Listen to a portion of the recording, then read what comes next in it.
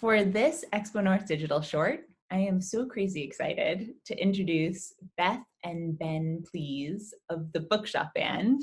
I'm glad you guys have your tea. I have my tea too. It's probably earlier than I do most of these. Cheers, I've got guys. a very tiny cup. If I hold it really thing, it will look normal size. There you go. Brilliant. Beth and Ben, please tell me a little bit about who you are and what you do. Well, as a partnership, a kind of musical partnership, we are a part of the Bookshop Band, and we write songs inspired by books. And we started life in a bookshop in Bath called Mr. B's Emporium of Delights. And we moved up to Wigtown in Scotland, southwest Scotland, about 3 years ago. So that's where we are now, and that is the Booktown of Scotland, of course. So we're surrounded by currently obviously closed bookshops at the moment, but I'm sure there's a lot going on behind the scenes. Brilliant. Sorting. Yeah, everybody's thinking of different ways of doing their thing, aren't they? Brilliant. Now, am I catching you before we launch into songwriting? And I think you guys are going to provide an amazing treat of playing for us. I'm so excited. And maybe offer some advice too about how Scotland can help their musicians a little bit more in this bizarre time. But before we begin, have I caught you in the middle of anything? Are you guys knee deep in working on something? Have you found this quarantine time, useful or difficult for your own work? Well, I suppose in a way we're very, very lucky in lots of ways, but we made a decision. Well, actually, no, we basically got a writing job at the end of last year, beginning of this year, which is writing some music for Aardman Animation, who do Wallace and Gromit and things like that, which is so crazy cool, FYI. It's amazing, and it's not, normally we're on the road touring, playing in bookshops, playing at literary festivals, and Beth has a couple of other bands as well. So normally our lives are touring, and obviously we had loads of touring as well planned for this year, which has all been cancelled. But luckily we've got this writing job to fall back on, which is I'd love to say it was planning, but it really wasn't. And so that's great. I mean, there are worries with it, like, is the production, anything could happen to the production, everything's getting shut down, but hopefully they're pushing through, they're having a pause in production, and that will hopefully all be fine, and they're working really hard to keep it going. And our only issue, I guess, is because we have a daughter, Molly, who's currently occupied next door. She's watching Sarah and Duck. Yeah. So she's coming on 3, and obviously we've got no childcare. And for this writing job, we're writing together, and so the time we actually get to sit down and write together is virtually non-existent. We have to, resort to television and things. For folks who are home, who are used to gigging too, and like going on tour, who have this time, or even people who maybe would love to make the transition to be musicians and haven't found that opportunity yet, do you guys have any advice for songwriting, working from home, creating music from home? Any kit that you find really helpful? You must have a huge amount of self-discipline. I don't know if we do, but we have quite a few deadlines, and that always helps. If we've got somebody saying, right, we need something by the end of today, well, we've just got to do that. And whether that's at the dead of night or we just have to let Molly watch a bit more TV than usual. But I was going to say, I think something that's really probably very useful, especially as we're working together, is sometimes we end up just kind of going off individually, and even if it's for 20 minutes or something, like a short amount of time, and just recording some voice memos just on your phone or something like that, and just getting some ideas down, because that's better than nothing. Or even if you're out for a walk. So Ben and I have been doing some watches on the street, checking for red cards in the windows to see if anybody needs help along our street and just around here.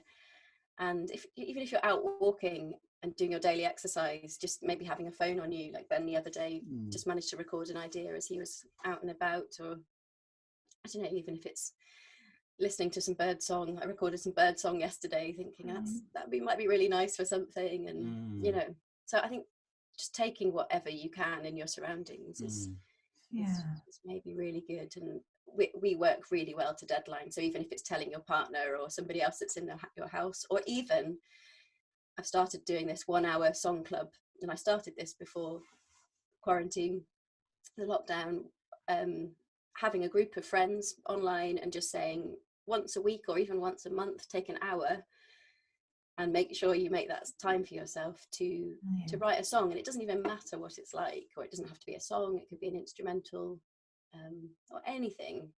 And this could apply to writing books, poems, whatever, and just make that time in a month or in a week, and then be accountable. You know, you have to send it to other people. So we've got a SoundCloud that we've just between us, a private one, that stuff goes up, people can comment on, and that's brilliant. Great.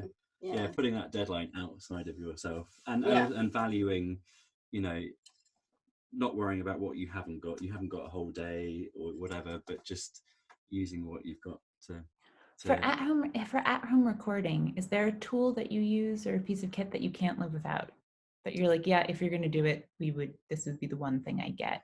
Well, like Beth said, like just the immediacy of a phone is when you haven't got much time, or you're not necessarily in the right place, or you haven't quite got what you need. I mean, that's really a really useful audio inscribing tool, just to remind you later when you maybe are in a slightly better position or something.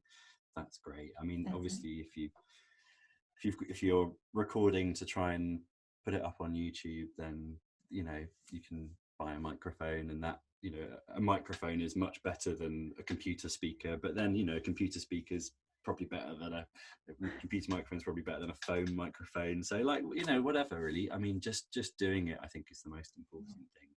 That's really, really good advice. Just doing it. I like that. And also, what can Scotland do now? Yeah. What can Scotland do now that things are changing so much, to help their artists, especially their musicians, either through this time or even post this time, and things start to get a little bit better?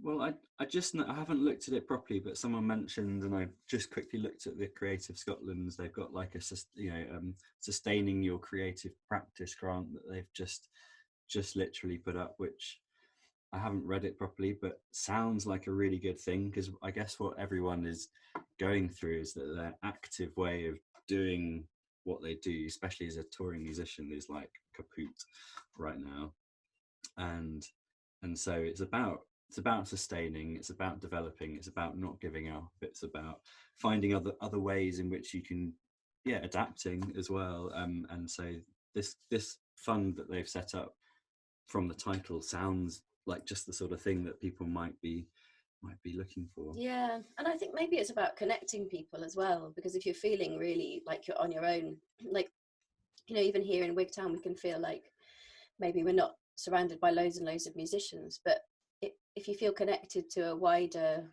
group of people, within Scotland or within UK, you know, even within the world, obviously we can all connect in lots of different ways, but I think that can be really important, and you can collaborate in that way as well. We've been doing a few things where I put out a thing on Facebook the other day saying I can do remote recordings, you know, if anyone wants cello or vocals, then let me know. And I got, you know, a good lot of people saying, oh yeah, I'll bear this in mind. I think I've got just the thing that would be good. So there are things that can help people to connect, and if people need certain tools or instruments, then or you know, if people really can't wonderful. Advice, I suppose, as well, advice for, like you were asking about tools and things. If people don't know what they can do, then having a point they can reference to see how to do the basics, you know.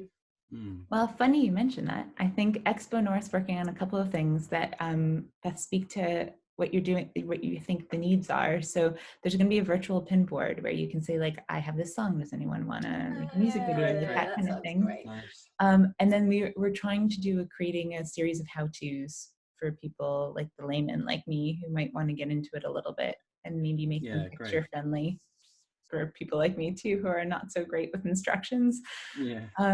Now, guys, before we dive into your music, I'm so excited to hear you play, and thank you on a Sunday morning for joining us. I know.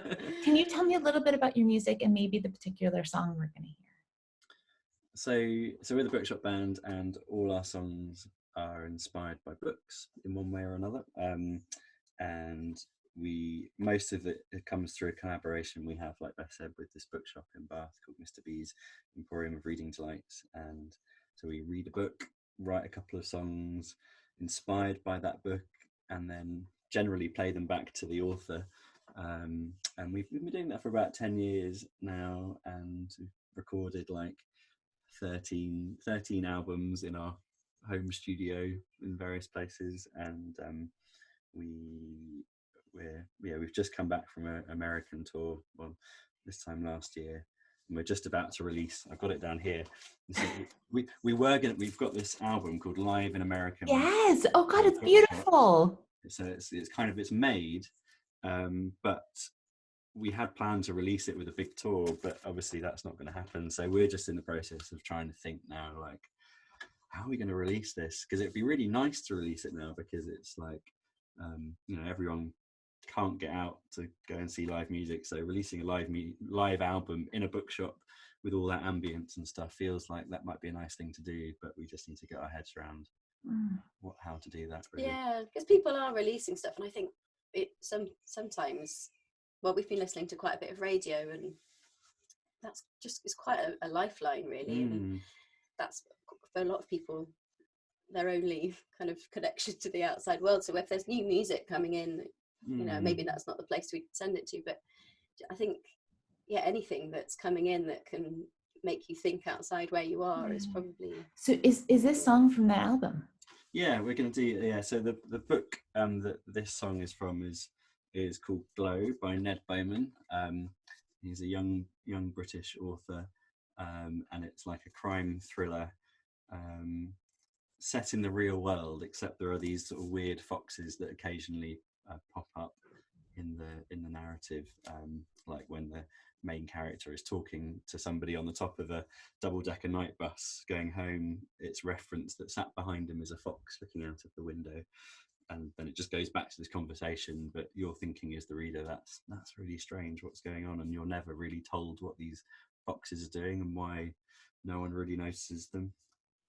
So we wrote a song called We Are the Foxes, and it's kind of our imagination of what these foxes might be doing, which is when everyone goes to bed at night and they put their rubbish out for collection, all the foxes get together and they provide what they believe to be a truly wonderful service, which is to tear open the bags of rubbish and scatter the contents over the road, and they do it for free and everything. And it's Molly's favourite song, so she might. Yeah, she was just calling. I think it's just that the Sarah and Duck haven't quite gone on to the next one, but I think it has now. So just check. Molly, okay? All right, thanks, guys. Exciting. So yeah, nothing ever great musical was ever performed before at least 4 o'clock in the afternoon. So, I don't know. I'm just gonna, all right, if I just move slightly like that, is that cool? Yeah. Okay, so this is called We Are the Foxes, and hopefully it goes something like this. 1, 2, 3.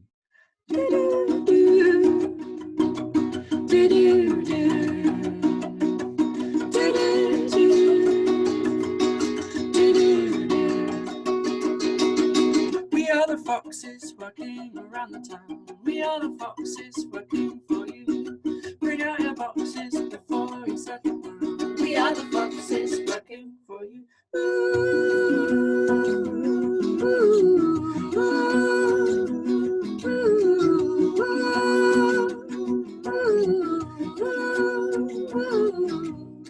Don't be afraid, cause you know what we prefer. Smile on your faces, that's what we do. Don't need to pay us, we're happy in our world. We are the foxes working for you.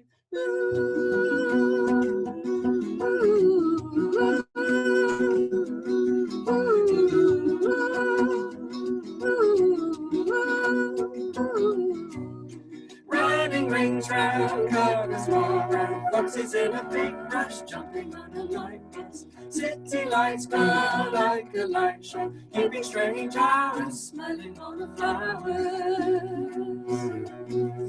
We're keeping strange hours, smelling all the flowers. Keeping strange hours, smelling all the flowers. And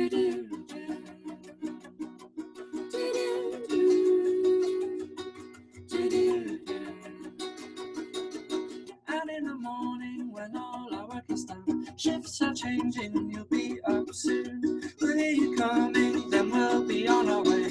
We are the foxes working for you.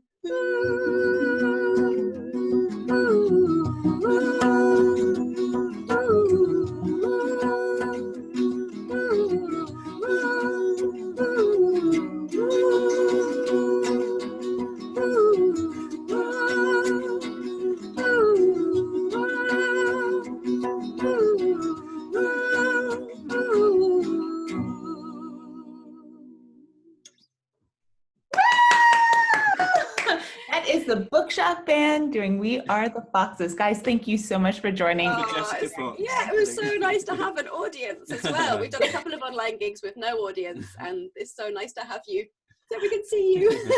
We're going to include all the links in case people want to hear more. And please let us know what's happening with your launch. Will do. Will do. Yeah. Thanks, Jessica. You.